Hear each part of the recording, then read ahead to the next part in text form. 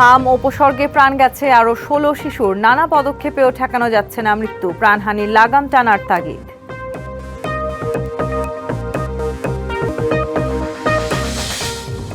স্বনির্ভর জ্বালানি ব্যবস্থার পথে দৃঢ়ভাবে এগিয়ে যাচ্ছে বাংলাদেশ। এতে সহায়ক হবে সৌরবিদ্যুৎ, জানালেন প্রধানমন্ত্রী।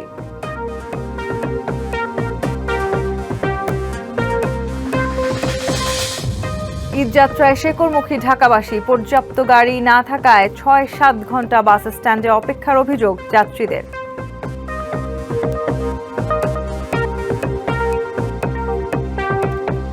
৭ দিনের মধ্যে শিশু রামিসা হত্যা ও ধর্ষণ মামলার বিচার কাজ শেষ করার উদ্যোগ নিয়েছে সরকার। প্রয়োজনে ঈদের বন্ধের মধ্যেও আদালত চালু রাখার জন্য প্রধান বিচারপতিকে অনুরোধ করা হয়েছে। এছাড়া শেখ হাসিনাকে ফিরিয়ে এনে বিচারের আওতায় আনতে ভারতকে ফের চিঠি দিয়েছে সরকার। সচিবালয়ে সাংবাদিকদের এসব কথা জানান স্বরাষ্ট্রমন্ত্রী। সচিবালয়ে কর্মরত সাংবাদিকদের সংগঠন বিএসআরএফ সমসাময়িক বিভিন্ন বিষয় নিয়ে আয়োজন করে সংলাপের। এতে যোগ দেন স্বরাষ্ট্রমন্ত্রী সালাউদ্দিন আহমেদ ও প্রধান তথ্য কর্মকর্তা সৈয়দ আবদাল আহমেদ।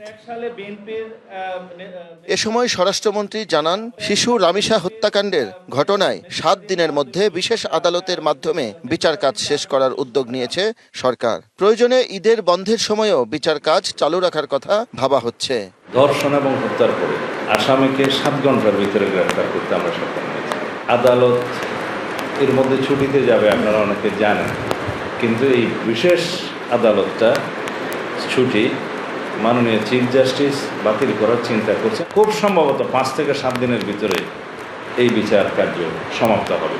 পলাতক সাবেক প্রধানমন্ত্রী শেখ হাসিনাকে দেশে ফিরিয়ে এনে বিচারের মুখোমুখি করতে চায় সরকার। সেজন্য ভারত সরকারকে ফের চিঠি দেওয়া হয়েছে বলে জানান স্বরাষ্ট্রমন্ত্রী। আমরা পররাষ্ট্র মন্ত্রণালয়ের মাধ্যমে ভারত সরকারের কাছে তার এক্সট্রাডিশনের জন্য আমরা পত্র পাঠিয়েছি অনেক আগে, রিপিটেডলি, এবং আমরা এখনও চাই আইনানুগ প্রক্রিয়ায় তিনি এক্সট্রাডিশন চুক্তি in between extradition treaty in between 2 কান্ট্রিজে এই বিধান মতে ভারত সরকার তাকে ফেরত পাঠাবেন। আমরা তো চাই তাকে তিনি বিচারের মুখোমুখি হন।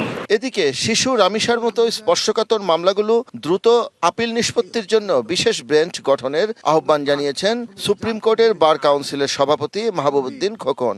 দ্রুত বিচার করতে হলে এসব স্পর্শকাতর ঘটনাগুলো নির্যাতনের ঘটনার জন্য স্পেশাল বেঞ্চ করতে হবে, তাড়াতাড়ি সে আপিল নিষ্পত্তি করতে হবে, রায় কার্যকর করতে হবে।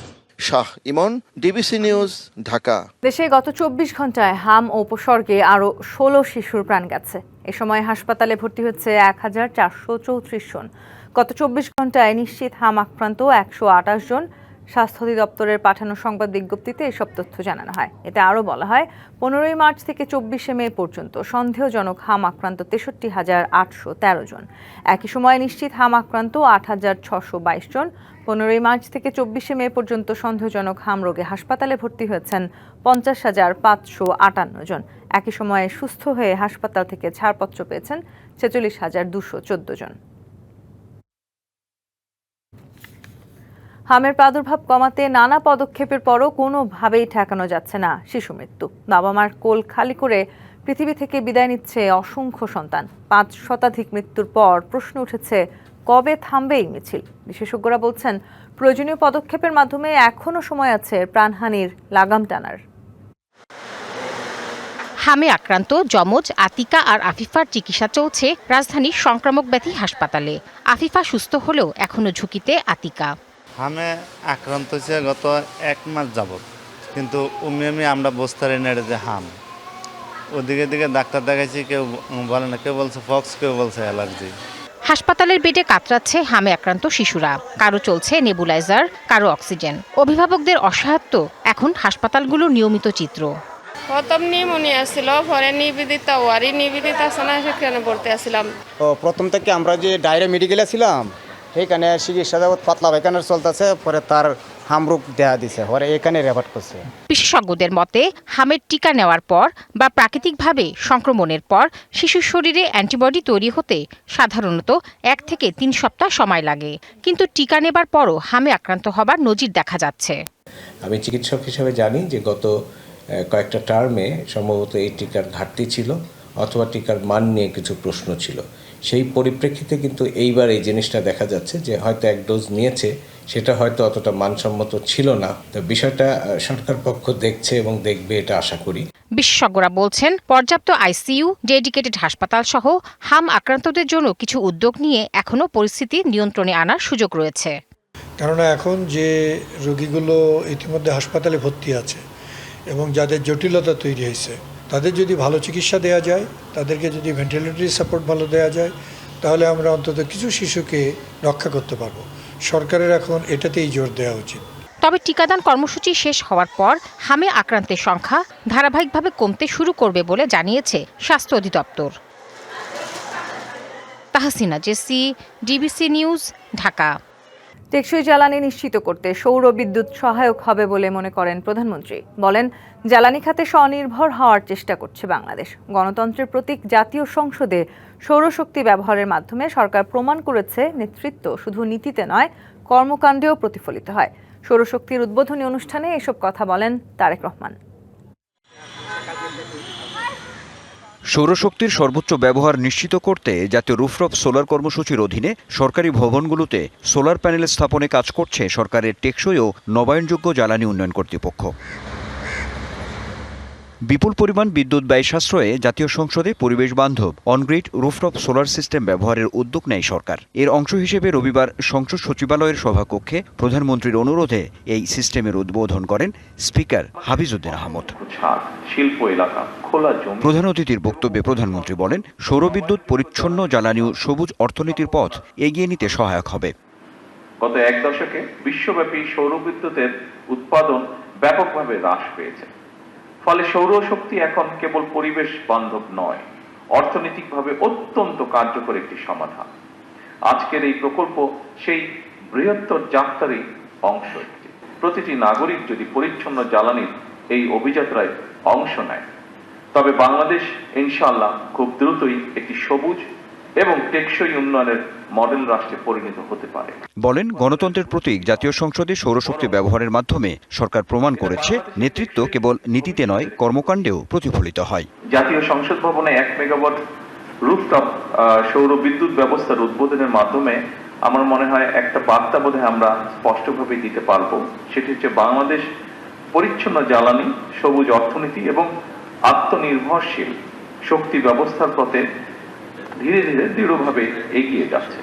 আজ সেই ভবনের ছাদেই সৌর শক্তিকে কাজে লাগিয়ে আমরা মনে হয় প্রমাণ করার চেষ্টা করছি নেতৃত্ব কেবল নীতিতে নয়, বরং বাস্তব কর্মকাণ্ডেও প্রতিফলিত হতে হবে। জ্বালানি খাতে বাংলাদেশ স্বনির্ভর হওয়ার চেষ্টা করছে বলেও মন্তব্য করেন সরকার প্রধান। বাংলাদেশ আর জ্বালানি খাতে স্বনির্ভরতা অর্জন করতে চেষ্টা করছে। আমাদের অর্থনীতি সম্প্রসারিত হচ্ছে, শিল্পায়ন বাড়ছে, বিদ্যুতের চাহিদা দ্রুত গতিতে বৃদ্ধি পাচ্ছে। আমাদের অসংখ্য ছাদ, শিল্প এলাকা, খোলা জমি এবং উপকূলীয় অঞ্চল নবায়নযোগ্য জ্বালানির বিশাল সম্ভাবনার ধারণ করে আছে। Anwar Hossain, DBC news, Dhaka.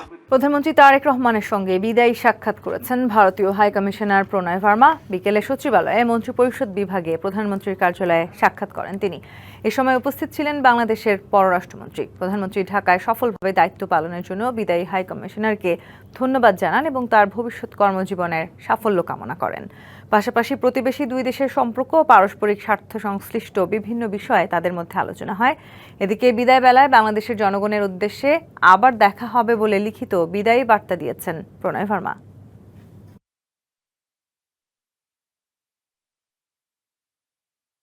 ঈদযাত্রা ঘিরে রাজধানীর বাস টার্মিনাল ও রেল স্টেশনে বাড়ছে ঘরমুখো মানুষের ভিড়। দূরপাল্লার যাত্রীদের নিরাপদ ও স্বস্তিদায়ক ভ্রমণ নিশ্চিতে নানা পদক্ষেপ নেওয়া হয়েছে। তবে অনেকের অভিযোগ, পর্যাপ্ত গাড়ি না থাকায় 6 থেকে 7 ঘন্টা পর্যন্ত অপেক্ষা করতে হচ্ছে বাস স্ট্যান্ডে। একইভাবে কয়েকটি ট্রেনের বিলম্বের কারণে ভোগান্তিতে পড়তে হচ্ছে যাত্রীদের। ঈদযাত্রায় ট্রেন চলাচল নির্বিঘ্ন করতে কাজ চলছে বলে জানিয়েছেন রেলমন্ত্রী। ঈদযাত্রাকে কেন্দ্র করে রাজধানীর মহাখালী বাস স্ট্যান্ডে সকাল থেকেই ছিল ঘরমুখো মানুষের উপচে পড়া ভিড়। দূরপাল্লার বাসের অপেক্ষায় ঘন্টার পর ঘন্টা দাঁড়িয়ে থাকতে দেখা গেছে যাত্রীদের অভিযোগ, নির্ধারিত সময়ে বাস না আসায় চরম ভোগান্তিতে পড়েছেন তারা। কেউ পরিবার নিয়ে, আবার কেউ শিশু ও লাগেজ নিয়ে দীর্ঘ সময় অপেক্ষা করছেন বাস স্ট্যান্ডে। টিকিট আছে মেবি, কিন্তু ওরা দিচ্ছে না তো ওয়েট করতেছি 1.5 ঘন্টার উপরে। আমি যাচ্ছি বাসে, এটা তো অবশ্যই অনেক ভালো লাগার ব্যাপার। বাবা মার সাথে ঈদ করব, তার থেকে বড় তো কিছু হতেই পারে না। এগুলাতে ভাড়া বেশি রাখছে না, কিন্তু অন্য পাশে অন্য যেগুলো আছে ওগুলাতে হয়তো ভাড়া বেশি রাখছে। সকাল 7টা বাজে আসছি, হ্যাঁ টিকিটের সংকট আছে, তারা টিকিট দেয় না প্রথমে। যাত্রী গণনা অনেক বেশি, বাস আরও বাড়ানো দরকার ছিল, জ্যাম অনেক বেশি। এদিকে কমলাপুর রেলওয়ে স্টেশনও সকাল থেকে ঘরমুখো মানুষের পদচারণায় মুখর। পরিবার স্বজনদের সঙ্গে ঈদ উদযাপন করতে স্টেশনে ভিড় করেন হাজারো যাত্রী। তবে ঈদযাত্রার শুরুতেই কিছুটা ভোগান্তিতেও পড়তে হয়েছে তাদের। যানজট মুক্ত আর কি, কোনো মানে ঈদযাত্রাটা অনেক ভালো হবে আশা রাখতেছি আর কি। সুশৃঙ্খলভাবে আর ঢুকতে পারছি, বাট ট্রেন লেট না করলে হয়তো আরো ভালো হতো। হ্যাঁ, নিরাপত্তা দেখলাম আগের তুলনায় অনেক ভালো হয়েছে আর কি। ঢোকার সময় দেখলাম ব্যবস্থা মোটামুটি তুলনামূলক ভালো, খুব ভালো লাগতেছে। পরিবারের সাথে ঈদ করব। রবিবার সকালে কমলাপুর রেল স্টেশন পরিদর্শন করেন রেলমন্ত্রী ও প্রতিমন্ত্রী সহ রেলওয়ের ঊর্ধ্বতন কর্মকর্তারা। পরে মন্ত্রী জানান, সকালে রেল লাইনের ওপর থাকা খড়কুটো সরাতে দেরি হওয়ায় 2টি ট্রেন দেরিতে ছেড়েছে। সকাল থেকে আমি যতটা জানি যে 3টি ট্রেনের সম্ভবত একটু ডিলে হয়েছে। একটা হলো আসতে দেরি করেছে, সেটা হুইল স্লিপ করেছিল। 85 থেকে 86টা লোকোমোটিভকে আমরা যদি এখানে ফাংশন করতে পারি যাত্রায়, তাহলে আমরা যে টিকিটটা দিয়েছি ছেড়েছি যাত্রীদের জন্য, সেটা বহনে খুব বেশি সমস্যা হবে না। এবার ট্রেনের ছাদে ঝুঁকিপূর্ণ ভ্রমণ ঠেকাতে এবং যাত্রীদের নিরাপদ ভ্রমণে নেওয়া হয়েছে 3 স্তরের নিরাপত্তা ব্যবস্থা। টিকিট ছাড়া কাউকে স্টেশনে প্রবেশ করতে দেয়া হচ্ছে না বলেও জানানো হয়েছে। আঞ্জাম খালেক, ডিবিসি নিউজ, ঢাকা। নরসিংদীর রায়পুরায় ব্যবসা প্রতিষ্ঠানের ভেতরে ঢুকে রফিকুল ইসলাম মুন্সি নামে এক ব্যবসায়ীকে কুপিয়ে হত্যা করেছে দুর্বৃত্তরা। সকালে রায়পুরার মির্জানগর ইউনিয়নের হাতভাঙা স্টেশনের পাশে টাইলসের দোকান থেকে তার রক্তাক্ত মরদেহ উদ্ধার করে পুলিশ। স্বজনরা জানান, শনিবার রাতে রফিকুল ইসলাম বাড়ি না ফেরায় রাতে তার স্ত্রী দোকানে গিয়ে দেখেন শাটার নামানো থাকলেও সেটি তালাবদ্ধ না। ভেতরে প্রবেশ করে স্বামীর রক্তাক্ত মরদেহ পড়ে থাকতে দেখে পুলিশে খবর দেন তিনি। পুলিশ ঘটনাস্থলে গিয়ে আলামত সংগ্রহ করেছে। ভুক্তভোগীর গায়ে ছুরিকাঘাতের চিহ্ন রয়েছে। লালমনিরহাটের আদিতমারিতে এক নারীকে ধর্ষণের পর শ্বাসরোধে হত্যার অভিযোগ উঠেছে। দুপুরে উপজেলার দুর্গাপুর ইউনিয়নের বাবার বাড়ি সংলগ্ন ভগ্নিপতির বাড়ি থেকে তার বিবস্ত্র মরদেহ উদ্ধার করে পুলিশ। পুলিশ ও স্থানীয়রা জানায়, প্রায় 20 বছর আগে স্বামীর সঙ্গে তালাকের পর ঢাকায় চলে যান তিনি। 4 দিন আগে গ্রামের বাড়ি ফেরেন। সকালে সারা শব্দ না পেয়ে স্থানীয়রা ওই বাড়িতে গিয়ে সদর গেট খোলা দেখতে পেয়ে ভেতরে ঢুকে শয়নকক্ষে স্বপ্নার বিবস্ত্র মরদেহ পড়ে থাকতে দেখে। মরদেহ উদ্ধার করে লালমনিরহাট সদর হাসপাতাল মর্গে পাঠায় পুলিশ। বান্দরবানের থানচিতে 5 বছরের শিশুকে ধর্ষণের অভিযোগ উঠেছে বিজয় বড়ুয়া নামে এক কিশোরের বিরুদ্ধে। এই ঘটনায় বিচারের দাবিতে সকালে থানা ঘেরাও করে স্থানীয়রা। বিক্ষুব্ধরা জানান, শনিবার রাতে থানচি সদরের নতুন পাড়ায় ত্রিপুরা এক শিশুকে খাবারের প্রলোভন দেখিয়ে নিজ বাড়িতে নিয়ে ধর্ষণ করে বিজয় বড়ুয়া। শিশুটির পরিবার জানতে পারলে তাকে স্বাস্থ্য কমপ্লেক্সে ভর্তি করা হয়। এই ঘটনার পর অভিযুক্ত বিজয়কে থানায় হস্তান্তর করে স্থানীয়রা। পরে বিষয়টি জানাজানি হলে ধর্ষণের দাবিতে বিচারের দাবিতে থানা ঘেরাও করা হয়। এ সময় পুলিশ ও বিজিবির সাথে স্থানীয়দের বাকবিতণ্ডা হয়। দুপুরের দিকে জনপ্রতিনিধি এবং স্থানীয় বাসিন্দাদের সঙ্গে বিজিবির জোন কমান্ডারের আলোচনার পর পরিস্থিতি অনেকটা শান্ত হয়। থানচি থানার উপপরিদর্শক হাসান মাসুদ জানান, ভুক্তভোগীর বাবা বাদী হয়ে মামলা করেছেন। কোরবানির পশুর হাটের সবশেষ জানাতে রাজধানী তেজগাঁও শিল্পাঞ্চল থেকে সরাসরি যুক্ত আছেন সহকর্মী জাকারিয়া খান। জাকারিয়া, আজ থেকে আনুষ্ঠানিকভাবে পশুর হাট শুরু হয়েছে। হাটে কোরবানি পশুর দাম কেমন দেখছেন, এছাড়া ক্রেতাদের উপস্থিতি কেমন, সবকিছু জানাবেন আমাদের। জিতনি, আপনার প্রথম প্রশ্ন থেকে শুরু করি যে এবার কিন্তু কোরবানির পশুর যে দাম সেটি কিন্তু মতভেদ রয়েছে। যেমন বিক্রেতারা বলছেন তারা দাম পাচ্ছেন না, কাঙ্ক্ষিত যে দাম তারা চাচ্ছেন সেটি পাচ্ছেন, এবং ক্রেতা যারা তারা বলছেন যে এবার কিন্তু গতবারের তুলনায় পশুর দাম কিছুটা বেশি। তবে আমরা যেখানে এসেছি রাজধানীর তেজগাঁওয়ের বালুর মাঠ সংলগ্ন যেই কোরবানি পশুর হাট বসেছে, সেই হাট কিন্তু সেই মাঠ পেরিয়ে এর আশপাশের যে সড়ক, মেইন সড়ক, সেই সড়ক ছাপিয়ে কিন্তু অনেক বিস্তৃত হয়েছে এবং এটি অনেক বড় একটি হাট বলে তারা দাবি করছেন এখানকার যারা ইজারাদাররা রয়েছেন তারা বলছেন। এবং তারা যেটি আমাদেরকে ধারণা দিয়েছেন, এখানে প্রায় 14 থেকে 15,000 পশু উঠেছে এবার হাটে, যেটি কিনা গতবারের তুলনায় বেশি। এছাড়া আমি যদি বলি যে বিকালবেলায় বৃষ্টি হয়েছে মুষলধারে, তো সেই বৃষ্টিতেও কিন্তু কিছুটা ব্যত্যয় ঘটছে বেচা বিক্রিতে। ক্রেতা যারা আসছেন তারাও কিন্তু কাদার জন্য কষ্ট করতে হচ্ছে।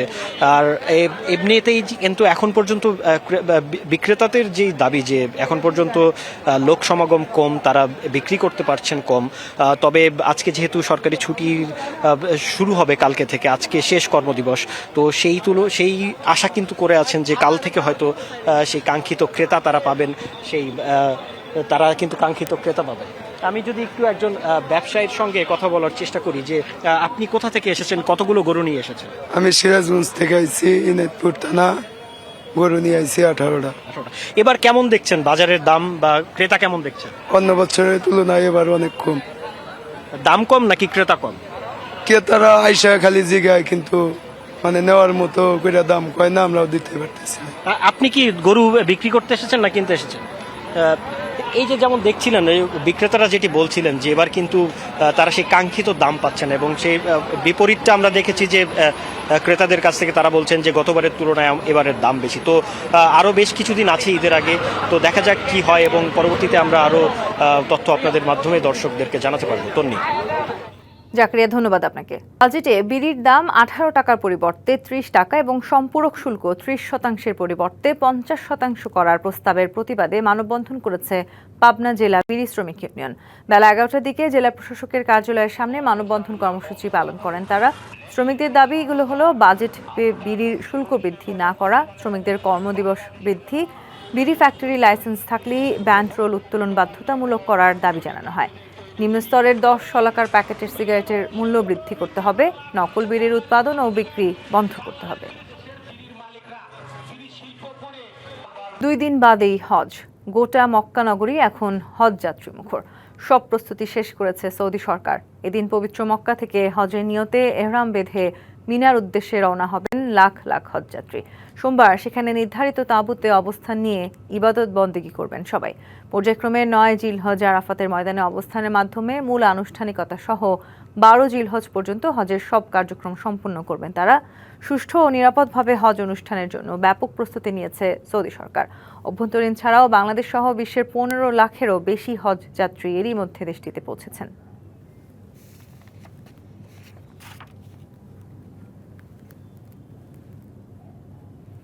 পশ্চিমবঙ্গের রাজনৈতিক ও সামাজিক অঙ্গনে আলোচনার কেন্দ্রে এখন রাজ্য সরকারের 2টি বড় পদক্ষেপ।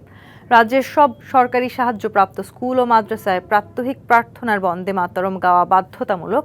অন্যদিকে করাগো জবাই আইনের জেরে ঈদুল আজহায় গরুর বদলে বিকল্প পশু কোরবানির ডাক দিয়েছেন রাজ্যের শীর্ষ মুসলিম ধর্মীয় নেতারা। এই জোড়া ঘোষণায় রাজ্য জুড়ে তৈরি হয়েছে নতুন বিতর্ক ও মেরুকরণ।